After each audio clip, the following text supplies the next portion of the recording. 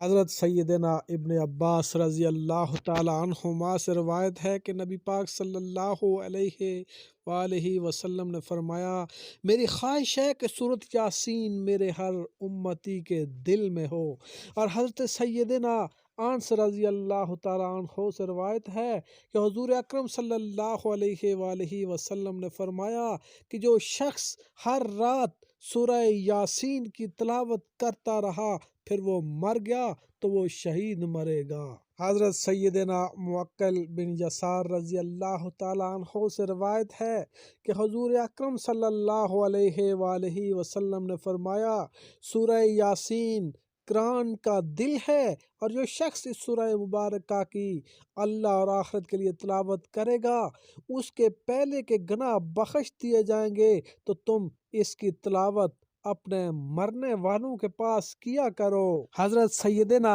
ابن عباس رضی اللہ تعالی عنہما سے روایت ہے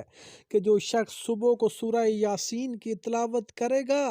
اس دن کی آسانی اسے شام تک عطا کی گئی، اور جس شخص نے رات کی ابتدا میں اس کی تلاوت کی اسے صبح تک اس رات کی آسانی دی گئی۔ حضرت سیدنا ابو قلابہ رضی اللہ تعالی عنہ سے روایت ہے، وہ فرماتے ہیں جس نے سورہ یاسین کی تلاوت کی اس کی مغفرت ہو جائے گی، اور جس نے کھانے کے وقت اس کے کم ہونے کی حالت میں تلاوت کی تو وہ اسے کفایت کرے گا، اور جس نے کسی مرنے والے کے پاس اس سورت کی تلاوت کی اللہ عز و جل اس پر موت کے وقت نرمی فرمائے گا، اور جس نے کسی عورت کے پاس اس کے بچے کی ولادت کی تنگی پر سورہ یاسین کی تلاوت کی بچے کی ولادت میں آسانی ہوگی، اور جس نے اس سورت کی تلاوت کی گویا کہ اس نے 11 مرتبہ قرآن پاک کی تلاوت کی، اور ہر چیز کے لیے دل ہے